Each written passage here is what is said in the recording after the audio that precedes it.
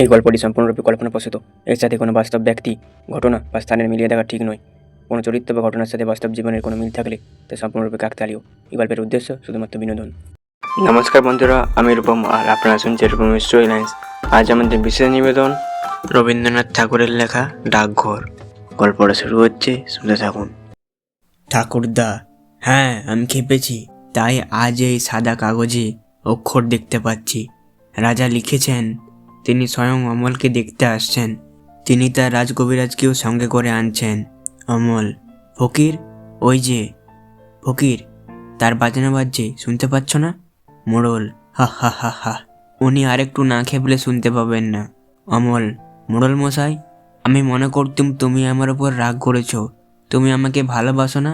তুমি যে সত্যি রাজার চিঠি আনবে এ আমি মনে করিনি। দাও, আমাকে তোমার পায়ে ধুলো দাও। মোড়ল, না, এই ছেলেটার ভক্তি শ্রদ্ধা আছে, বুদ্ধি নেই বটে, কিন্তু মনটা ভালো। অমল, এতক্ষণে 4 প্রহর হয়ে গেছে বোধ হয়। ওই যে ঢং ঢং ঢং ঢং ঢং ঢং সন্ধ্যা তারা কি উঠেছে ফকির? আমি কেন দেখতে পাচ্ছি না?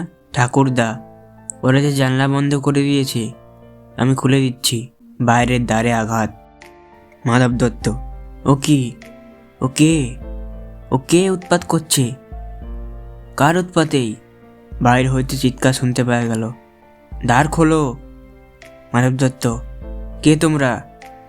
বাইরে হইতে আবার চিৎকার শুনতে পাওয়া গেল, দ্বার খোলো। মাধব দত্ত, মোড়ল মশাই, এ তো ডাকাত নয়। মোড়ল, কে রে? আমি পঞ্চানন মোড়ল। তোদের মনে ভয় নেই নাকি? দেখা তো একবার, শব্দ থেমেছে। পঞ্চাননের আওয়াজ পেলে আর রক্ষে নেই, যত বড়ই ডাকাত হোক না কেন। জানলা দিয়ে মুখ বাড়িয়ে দেখলেন দ্বার ভেঙে ফেলেছে, তাই আর শব্দ নেই। রাজদূতের প্রবেশ। রাজদূত, মহারাজ আজ রাত্রে আসবেন। মোড়ল, কি সর্বনাশ! অমল, কত রাতে দূত? কত রাতে? দূত, আজ 2 প্রহর রাতে। অমল, যখন আমার বন্ধু প্রহর নগরে সিংহদার ঘণ্টা বাজবে ঢং ঢং ঢং ঢং ঢং ঢং, তখন? দূত, হ্যাঁ তখন। রাজা তার বালক বন্ধুটিকে দেখবার জন্য তার সকলের চেয়ে বড় কবিরাজকে পাঠিয়েছেন। রাজকবিরাজ, এ কি? চারিদিকে সমস্তই যে বন্ধ, খুলে দাও, খুলে দাও, যত দ্বার জ্বালানো আছে সব খুলে দাও। অমলের গায়ে হাত দিয়ে বললেন, বাবা কেমন বোধ করছো? অমল, খুব ভালো, খুব ভালো কবিরাজ মশাই। আমার আর কোনো অসুখ নেই, কোনো বেদনা নেই। সব খুলে দিয়েছে, সব তারাগুলি দেখতে পাচ্ছি, অন্ধকারের ওপরকার সব তারা। রাজকবিরাজ, অর্ধরাতে যখন রাজা আসবেন তখন তুমি বিছানা ছেড়ে উঠে তার সঙ্গে বেরোতে পারবে? অমল, পারবো, আমি পারবো। বেরোতে পারলে আমি বাঁচি। আমি রাজাকে বলবো, এই অন্ধকার আকাশে ধ্রুবতারাটিকে দেখিয়ে দাও। আমি সে তারা বোধ হয় কতবার দেখেছি, কিন্তু সে যে কোনটা সে আমি চিনি নি। রাজকবিরাজ, তিনি সব চিনিয়ে দিবেন। মানব দত্তের প্রতি বললেন, এই ঘরটি রাজার আগমনের জন্য পরিষ্কার করে ফুল দিয়ে সাজিয়ে রাখো। এরপর মোড়লকে নির্দেশ করিয়া বললেন, ওই লোকটিকে এ ঘরে রাখা চলবে না। অমল, না না কবিরাজ মশাই, উনি আমার বন্ধু। তোমরা যখন আসনি উনিই আমাকে রাজার চিঠি এনে দিয়েছিলেন। রাজকবিরাজ, আচ্ছা বাবা, উনি যখন তোমার বন্ধু তখন উনি এই ঘরেই রইলেন।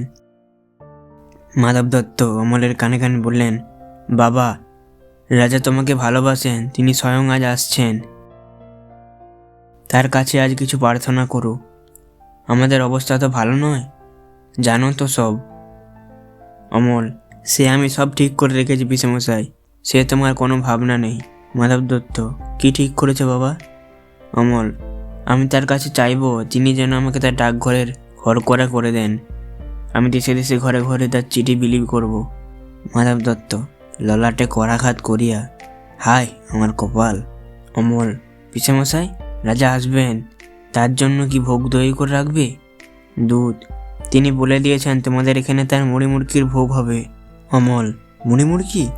মোড়ল মশাই, তুমি তো আগেই বলে দিয়েছিলে রাজার সব খবরই তুমি জানো, আমরা তো কিছুই জানতাম না। মোড়ল, আমার বাড়িতে যদি লোক পাঠিয়ে দাও তাহলে রাজার জন্য ভালো ভালো কিছু। রাজকবিরাজ, কোনো দরকার নেই। এইবার তোমরা সকালে স্থির হও। এলো এলো, ওর ঘুম এলো। আমি বালকের শিয়রের কাছে বসবো, ওর ঘুম আসছে। প্রদীপের আলো নিভিয়ে দাও। এখন আকাশের তারাটির থেকে আলো আসুক, ওর ঘুম এসেছে। মাধব দত্ত ঠাকুরদার প্রতি ইঙ্গিত করে বললেন, ঠাকুরদা, তুমি আমার মূর্তিটির মতো হাত জোড় করে নীরব হয়ে আছো কেন? আমার কেমন ভয় হচ্ছে। এই যে দেখছি, এসব কি ভালো লক্ষণ? এরা আমার ঘর অন্ধকার করে দিচ্ছে কেন? তারার আলোতে আমার কি হবে? ঠাকুরদা, চুপ করো অবিশ্বাসী, কথা কইও না। এরপর সুধার প্রবেশ। সুধা, অমল, রাজকবিরাজ, ও ঘুমিয়ে পড়েছে। সুধা, আমি যে ওর জন্য ফুল এনেছি, ওর হাতে দিতে পারবো না। রাজকবিরাজ, আচ্ছা দাও তোমার ফুল। সুধা, ও কখন জাগবে? রাজকবিরাজ, এখনই, যখন রাজা এসে ওকে ডাকবেন। সুধা, তখন তোমরা ওকে একটি কথা কানে কানে বলে দেবে। রাজকবিরাজ, কি বলবো? সুধা, বলো যে সুধা তোমাকে ভোলেনি। বন্ধুরা, শেষ হলো আজকের গল্প। গল্পটা আপনাদের কেমন লাগলো অবশ্যই কমেন্টে জানাবেন। যদি ভালো লাগে অবশ্যই ভিডিওটা লাইক করবেন। আর আমাদের চ্যানেলে নতুন না থাকলে অবশ্যই চ্যানেলটা সাবস্ক্রাইব করে রাখবেন এরকম আরও নতুন নতুন গল্প শোনার জন্য। আজকের মতো এখানেই রাখছি। পরের দিন দেখা যাচ্ছে একটা ধামাকাদার নতুন গল্পের সাথে। ততক্ষণের জন্য সবাই সুস্থ থাকবেন, ভালো থাকবেন। আর অবশ্যই রূপমের স্টোরি লাইন শুনতে থাকুন। ধন্যবাদ।